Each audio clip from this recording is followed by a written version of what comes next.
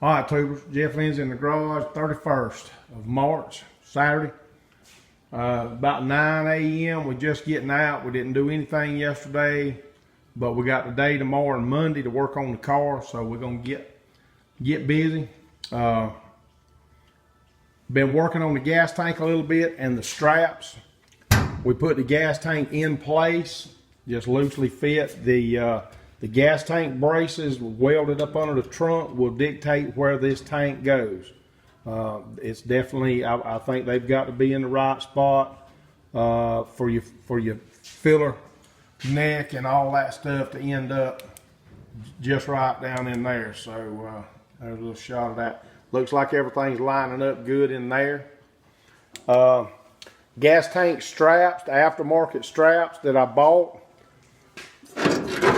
they have that little bend area there that you really don't need, and they're straight down here where it needs to be bent. And you can see this one, we went ahead and hooked in, we run our bolt through, and you can see that that has to bend and form around the tank. Another little crease bend here. This ends up being slightly bent, not much, not near as much as they were bent coming in. And then your button head bolt with the little square doohickey that holds down in there, slides in, and there's a little backstop piece there that holds that bolt in for you. Come up through that hole, run your nut down, and cinch the tank in good and tight. I've seen a few videos on how to do this. It's not extremely complicated. From what I gather, the main thing is just to use some kind of cushion or rubber liner. This is some material that I've had left over from some stuff that I did. It's about 1/16 of an inch thick. It is self-adhesive on one side, so that'll be good. I plan on running a piece on the top side of the tank and a piece on this underside of the tank in this area all the way across, so that that'll help prevent any squeaking, rubbing, and that seems to be an issue on these older cars, so from what I gather from the videos that I've watched. But that's kind of where we at. We're just kind of going along, mocking up this. We're not going to put the tank in today, and the reason why is the wiring, the lead wire that goes to the sending unit did not come in. I don't have it yet, so and you can't get to it. There's just a very narrow space underneath there, and I don't have the sending unit in there yet. But anyway, you know, if I go in there and I mount the tank, I'll just have to take it back out and put that lead wire that'll end up in the wiring harness that'll run across on the inside lip of the trunk area, and that's where it'll plug in. So that's kind of where we at. Just making sure everything fits, just a part of the process. We're gonna step back, scratch our head, figure out what we want to work on next. But we're going to go ahead and get both straps bent up like we want them, and we'll go from there. We'll bring it along. All right, tubers, just to give you a quick idea of what this is going to look like. The bolt that goes down in there is, I'm not sure exactly what you call it, a button head, but it's got the square deal, so when you start tightening up on that nut, it'll catch down there in that little slot, and the bolt won't spin with you. But that's kind of what it's supposed to look like right there. And we're gonna get the other one bent and marked up like it should be, and we may just snug it down and just leave it right in there just for time's sake, and keep it from being in the way. It's not very heavy. It won't affect the rotisserie or anything like that, so probably just leave it right there for now, and we'll bring you back. All right, tubers, from the other side of the car, we kind of flipped it over, formed up the passenger side strap, and we just kind of loosely nutted these down. They're not extremely tight. They're not finished, but that'll hold the gas tank in place while I do some other stuff, and it won't be out in the way. But just wanted to give you a little shot of that. Finished up and in place. But again, once we get our lead wire, we'll come along and put the sending unit and all in, and then we'll start trying to run some fuel lines. I'm not 100% sure just yet about the fuel lines, if I'm going to use the stainless braided deal, or if I'm going to try to just run a hard line and make connections with the rubber fuel line. Don't know yet. We'll figure it out. All right, as we make some progress on this thing, we'll bring you along. All right, tubers, Jeff Lindsay's still in the garage, but not for long. Getting late in the day on the 31st. We've been working on the quarter panel patches. We finally got all the welds ground down, and got them in short strand fiberglass on both sides. One thing I'll share with you, I saw these on YouTube, not YouTube, but eBay. A 2-inch flap wheel for your little roll lock or die grind or whatever you want to call it. And I just thought I'd try them, and I like them. They hold up well. They grind the welds down. Obviously, you can't grind down a pile of weld with one of them, but they were fairly reasonable. I think they're about $1 a piece or so. And I used this one, and there's still a lot left on this one.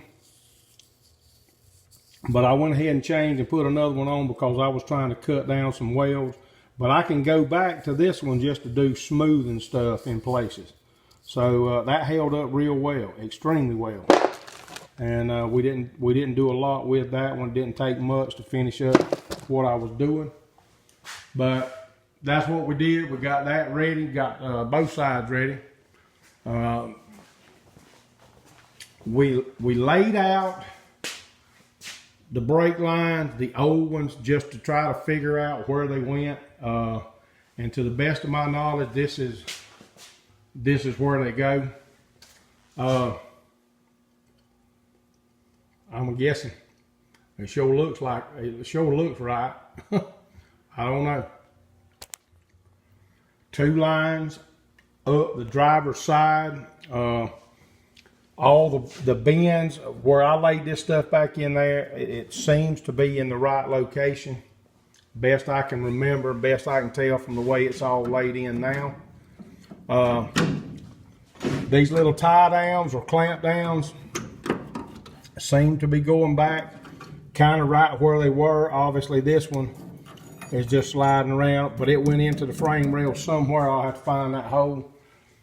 This one, the hole's still there to tie it down. This one, the same location right there. So all this there and there tells me that's where this was located, as well as the bins. So, but we've got a new brake line. We're going to use this as a pattern to try to lay out a new one. I don't know if this has gotten bent, and I mean, because it doesn't really try to go anywhere. This clip appears to go right there, and that just kind of leaves that bracket. I'm thinking that line may have got bent a little bit or whatever. But if anybody's got any info on that, I definitely appreciate it. The other thing is this line that the ends are cut off of, that's running along with this brake line. What the crap's that line? Have no idea. Was it some kind of return? I don't understand why there would be a return. But anyway, there was 2 lines. 2 lines. And I don't think it was a brake line. I think it was something else, some kind of, I don't know. Maybe somebody's got some info on that, can help me out, shed a little light on that. I do have my manual. I'm going to go in and refer to it and see if it tells me, obviously one being a brake line, the other one being I don't know yet. So The fuel line, I'm assuming, and there was not one on this car, I'm assuming it will run up the other side. I got to look into that, but there are similar holes in these cross braces over there for these same kind of clips. I'm assuming that's where that line runs up, because that's where the fuel pump's going to be, is on that passenger side. So again, we'll figure all that out. We'll look at our manual, and hopefully getting this video posted, somebody will have maybe some info or pictures or both, and help a brother out. So that's where we at. That's where we're leaving it. We're going to post the video. Again, asking for help. Seems like we're asking all the time for help, but hey, I'm not a mechanic. Not a mechanic, not a car builder, but we're building a car. Definitely appreciate everybody watching these videos. Again, I always say that, and I always mean that. I can't remember if I mentioned about the gas tank, spraying it with Raptor liner or whatever. I have seen that. One of the guys I'm subscribed to, again, I don't know if I mentioned it or not earlier. I saw him spray his with some stuff, and it looks good. And his intention was to kind of make this blend in with the bottom of the car and not take away from the rear differential and sway bar and all that, which he had looking very nice, powder coated, and looks really good. And I can understand that. But I'm not sure, you know, I don't know if I want to do that or not, or if I just want to put it in there just like it is. Or maybe I need to paint that gas tank. I don't know. Shed some light on that. What did you do when you built your car? All right, YouTube. Thank everybody for subscribing to the channel, watching the videos. Hit the like button. And tomorrow, we're going to do all this again, but it's going to be something different. All right, we'll bring you along.